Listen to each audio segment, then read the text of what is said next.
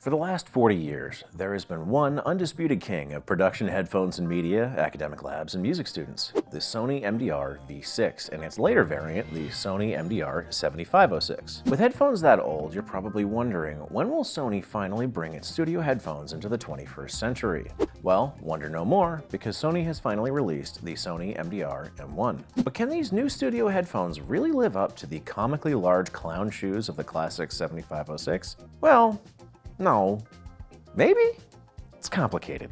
Let's discuss. For context, the Sony MDR-M1 is a set of wired headphones meant to live at a computer or mixing station and not travel with you outside. As far as bells and whistles go, there's really nothing here. These are just headphones. They play sound, and they don't have any advanced circuitry or doodads, a simple tool for a simple task. It is quite funny to me that, like the open-back MV1s, the MDR-M1s is almost a carbon copy of the V6 in 7506 aesthetically. God, I love Sony's product names!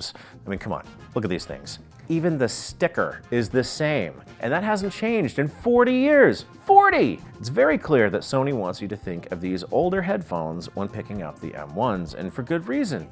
They're classics. But compared to the older 7506, the new M1s have much thicker padding, removable cables via threaded plugs, and the ability to lie flat. All these upgrades we've been hoping to see for decades, so good job, Sony. I'd prefer non-threaded jacks, but hey, moving in the right direction, eh? At just 216 grams, the MDR-M1 is a very comfortable set of headphones, even if they tend to build up heat a little bit after wearing them for a few hours. Still, that's a welcome thing in my basement, as it's quite cold in Canada this time of year. Finally, with a sensitivity of 102 decibels per milliwatt and a resistance of 50 ohms, these headphones don't require a ton of power to reach a usable level. You won't need an amp, although it might be easier for you to use an interface to plug into like the Scarlett 2i2 or similar. However, we'll discuss that more later on.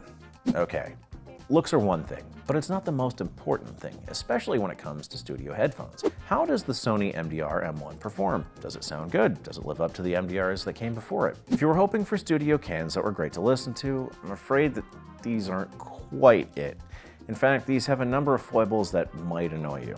Let's just jump into the data to paint a picture here. Starting with the frequency response, we can see that like several other production headphones like the Sennheiser HD490, Sony MDR-7506, and Beyerdynamic DT990 Pro, there are some significant departures from what we feel will sound good to most people. That's really okay, but it does mean that you need to be aware of how these cans will affect your end mix. To better illustrate what I mean, let's take a look at the error curve here. You can see that the highs are quite underemphasized from 2 to 7 kilohertz, which would mean that you might be tempted to boost these ranges in your music to make them sound a little more normal. However, if you find that your end products are deficient in the highs, you might want this kind of product to help you avoid that. Additionally, the big dip at 200 Hz coupled with the sub-bass emphasis means that higher pitched voices are going to struggle a little bit when there's a lot of mid or sub-bass heavy content. This isn't all that unusual for a set of headphones to have, but it's worth noting that it's something that you'll have to watch out for. Speaking of things to watch out for, these headphones exhibit some odd distortion behavior. Thankfully, you won't notice this unless you really crank the levels,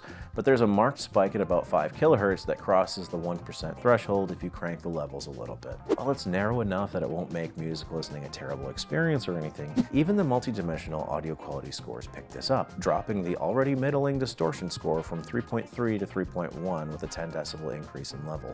For someone looking to listen to music with their wired headphones, the Sony MDR-M1 is fine and likely to satisfy most listeners. The aforementioned multi-dimensional audio quality scores tell us that the Sony MDR-M1 would be overwhelmingly positively rated by untrained listeners, even if the overall sound isn't perfect. But is the Sony MDR-M1 worth almost $250? No.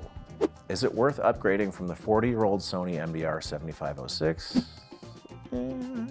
Though it offers some clear upgrades in isolation, comfort, and durability over the headphones it is likely replacing, the sound quality and performance weirdness might be enough to give some people pause. That said, it's not like the original MDR-V6 or 7506 were without their flaws, and nitpicking modern headphones is hardly fair when the issues are probably not deal breakers to somebody looking for a tool to start in their music journey.